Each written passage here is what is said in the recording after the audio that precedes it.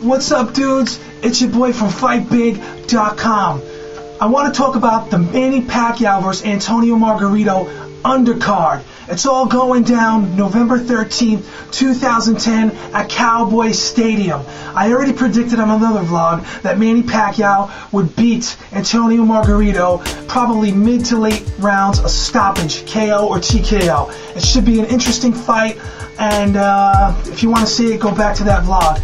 I want to get into the undercard of this fight. We got Kelly Pavlik, super middleweight. He's 36 wins, 2 losses, 32 big KOs. He's fighting Brian Vera, 17 wins, 5 losses, 11 KOs. Brian Vera's a tough, scrappy guy. From what I remember, he beat Emmanuel Stewart's prospect, Andy Lee, like 2 years ago, and it was an upset. He's a tough guy, and Pavlik is coming back from the Sergio Martinez loss, and people are looking at him. He's under the microscope. Like, does he have it? He had some health issues and some other rumors going on. This is a fight where Pavlik is supposed to win this fight. What I call this type of undercard is a supposed to win undercard. If that sounds funny, because you got guys on it that should win. And that's my beef going back to a couple of vlogs about MMA versus boxing. The card should be more, competitive on boxing cards, on pay-per-views like they were back in the days. Don King used to throw these awesome undercards, in my opinion, and they were very competitive. Julian Jackson, Gerald McClellan. Back in those days, I was a kid, and I was stoked I was into boxing, and that's what I expect of boxing these days. So that's why I'm hard on boxing nowadays, because I want them to get their game up. Going back, my prediction, Pavlik versus Brian Vera. I think Kelly Pavlik still has it. He's got to get his confidence back up, and this is the perfect match for Kelly Pavlik to show off his big power on a slow, plodding, scrappy guy who's seen his best days. I'm expecting Kelly Pavlik to take out Brian Vera in spectacular fashion. Probably, I'm going for an 8th round KO.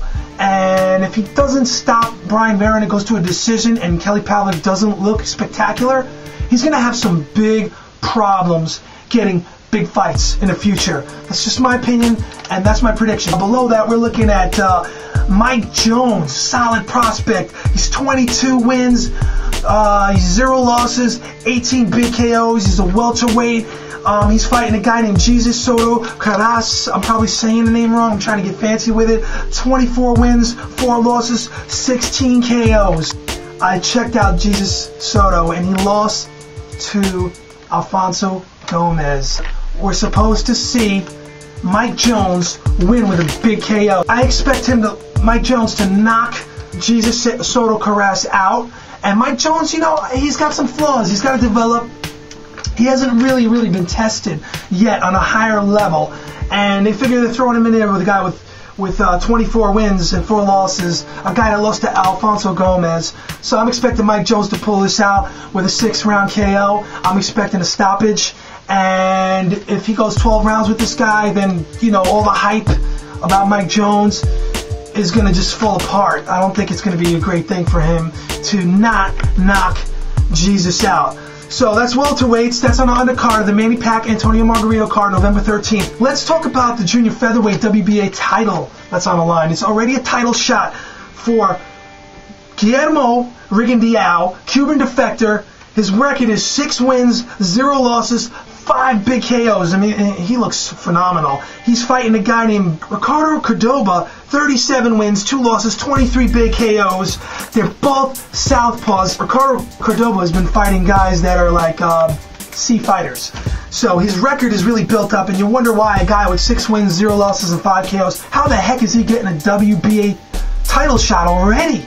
Well, I'll tell you what, maybe for the casual boxing fan, they don't realize this. Guillermo Rigondeaux has a huge amateur record, from what I understand. He was fighting in Cuba over there for a long time. He built it up. He defected to the U.S., and he's getting a title shot, and he looks really impressive against the lower opposition that he's been fighting. You can see one of his fights on my channel. I'll link it up right here. And he stops the guy real quick. He looks freaking awesome. His last fight, he looked awesome. Guillermo Rigondeaux, a lot of people are stoked about him, and there's a lot of hype behind him. So we'll see if he makes good on this hype. And that's the entire card. I mean, I'm stoked about it. We'll see what happens. It's all going down November 13th, Cowboy Stadium. Manny Pacquiao's at the top of his game now. He's the big name in boxing. He's the one name that everyone knows besides Floyd Mayweather in 2010. Let's get boxing back where it belongs. Let's see the big fights. Bring it on. I want to see it all. Everybody, peace out. Enjoy the fights, and I'll be back soon with another vlog with a dope prediction. Peace.